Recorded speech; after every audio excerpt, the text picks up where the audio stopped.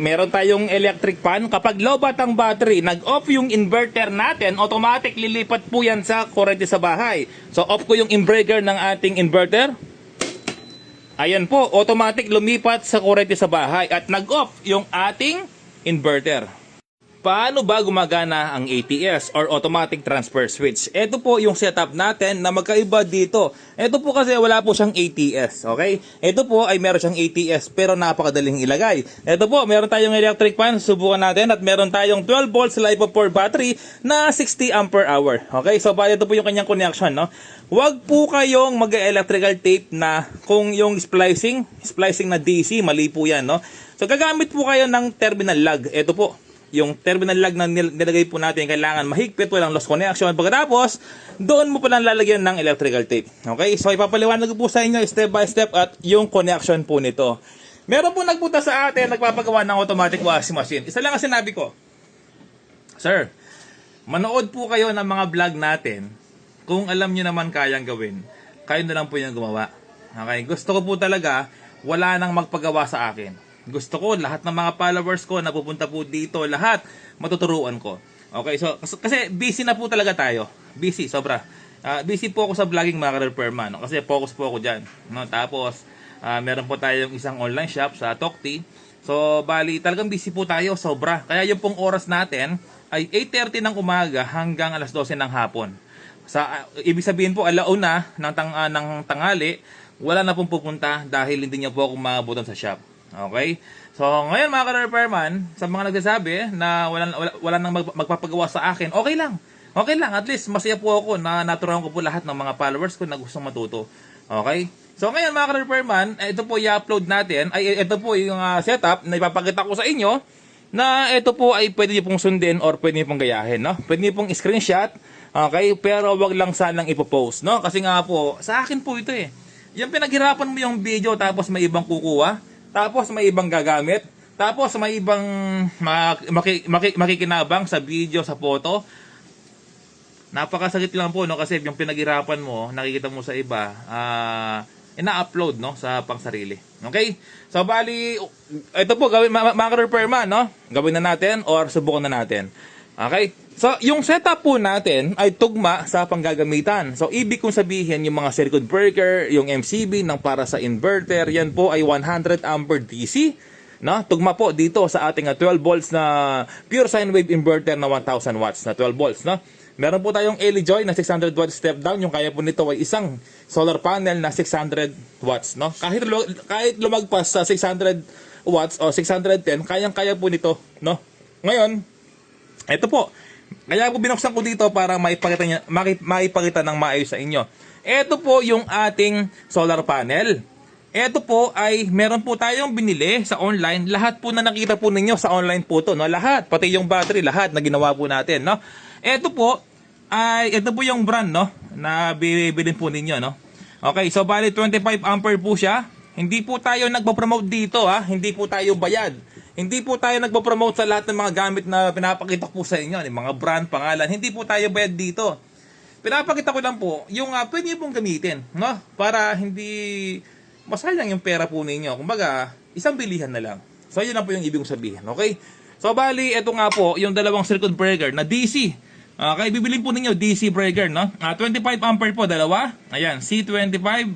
Ngayon, dalawa, no? Ito yung solar panel, yung left. Ito yung positive, yung right. Left, no? Ito po yung left, sorry. Ito yung left, solar panel, positive, yung red. Tapos, negative, yung black.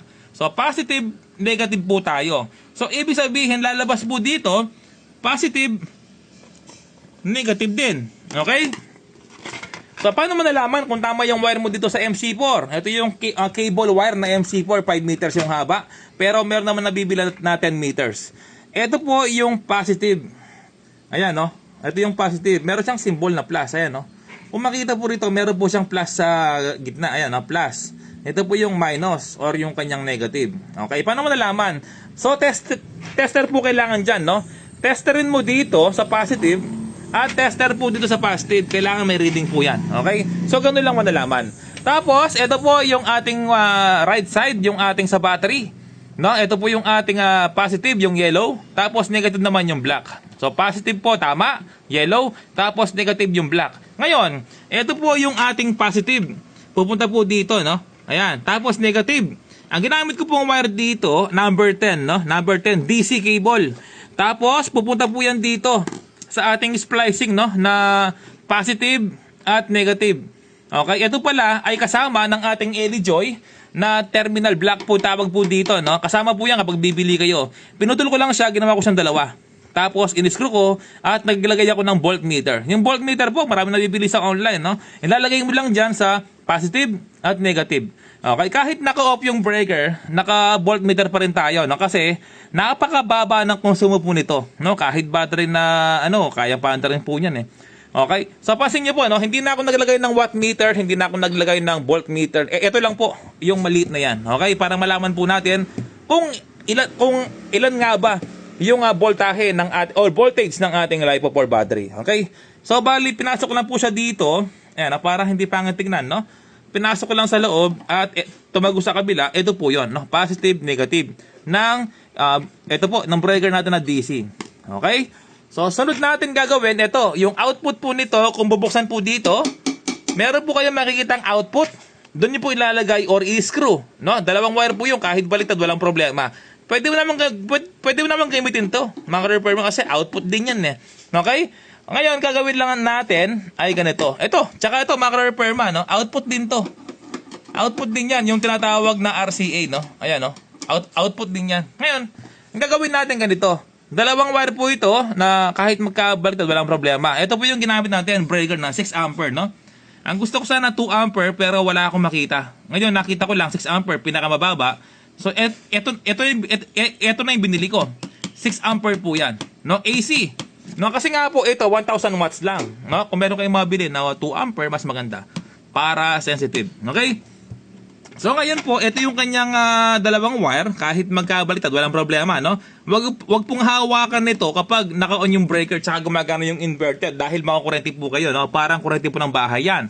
Okay, so positive negative. Yung dalawang wire na to, ito yun, dalawang wire. Okay, yung dalawang wire na to, nagpunta po dito sa ating normal supply. Ito po, yung dalawang wire na yan, kahit baliktad, walang problema. Ito po yung wire na yan, ito po yun. No, dumaan lang sa breaker, dumaan lang. Okay, tapos, ito naman po, ay naka-parallel connection. Ito yung isang linya, pupunta po dito.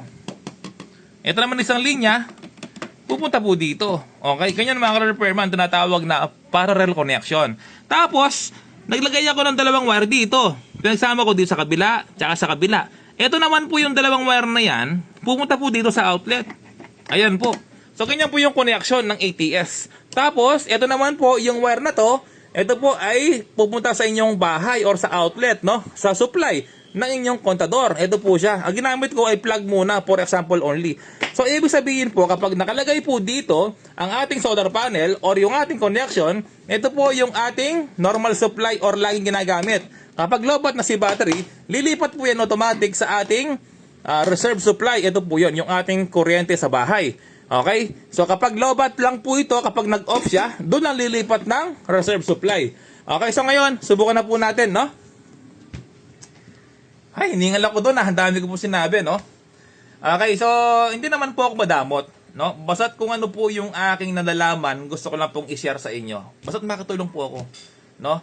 So lahat po ng nalaman ko, hindi ko po pakikinabangan to. Gusto ko po lahat, may share ko, no? Para mas marami pa ang matulungan ni Jeff Repairman sa mga maliit na klase o maliit man na bagay, gusto ko pong i-share sa inyo.